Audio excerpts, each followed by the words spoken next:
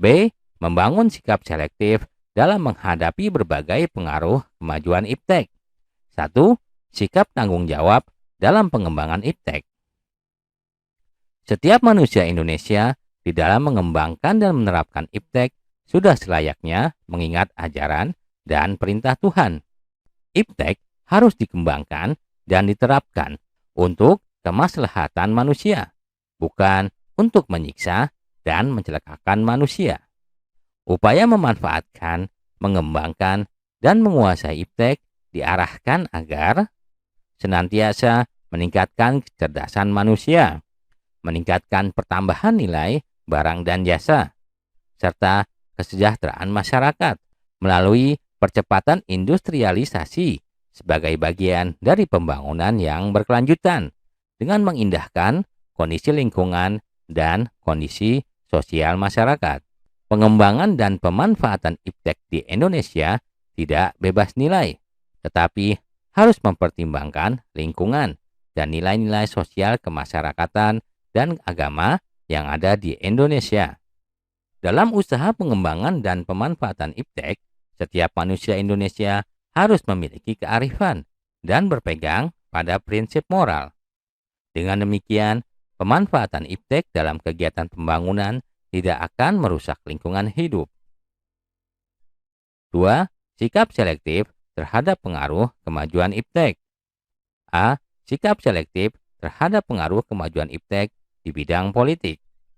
Ada 3 alternatif sikap yang bisa diambil oleh bangsa kita dalam menghadapi kemajuan iptek ini. Pertama, menolak dengan tegas semua pengaruh kemajuan iptek dalam semua aspek kehidupan. Kedua, menerima sepenuhnya pengaruh tersebut tanpa disaring terlebih dahulu. Ketiga, bersikap selektif terhadap pengaruh tersebut, yaitu kita mengambil hal-hal positif dari kemajuan iptek dan membuang hal-hal negatifnya. B. Sikap selektif terhadap pengaruh kemajuan iptek di bidang ekonomi.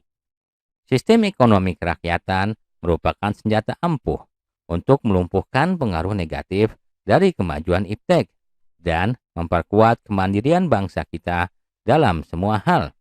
Untuk mewujudkan hal tersebut, perlu kiranya segera diwujudkan hal-hal di bawah ini. 1. Sistem ekonomi dikembangkan untuk memperkuat produksi domestik untuk pasar dalam negeri, sehingga memperkuat perekonomian rakyat. Kedua, pertanian dijadikan prioritas utama, karena mayoritas penduduk Indonesia bermata pencaharian sebagai petani. Ketiga, industri-industri haruslah menggunakan bahan baku dari dalam negeri, sehingga tidak bergantung impor dari luar negeri. 4. Diadakan perekonomian yang berorientasi pada kesejahteraan rakyat. Artinya, segala sesuatu yang menguasai hajat hidup orang banyak haruslah bersifat murah dan terjangkau. 5. Tidak bergantung pada badan-badan multilateral seperti pada IMF, Bank Dunia, dan WTO. 6. Mempererat kerjasama dengan sesama negara berkembang untuk bersama-sama menghadapi kepentingan negara-negara maju. C. Sikap selektif terhadap pengaruh kemajuan iptek di bidang sosial budaya.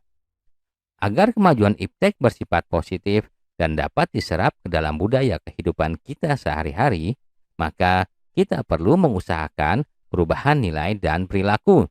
Antara lain, 1.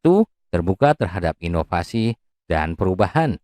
2. Berorientasi pada masa depan daripada masa lampau. 3. Dapat memanfaatkan kegunaan iptek.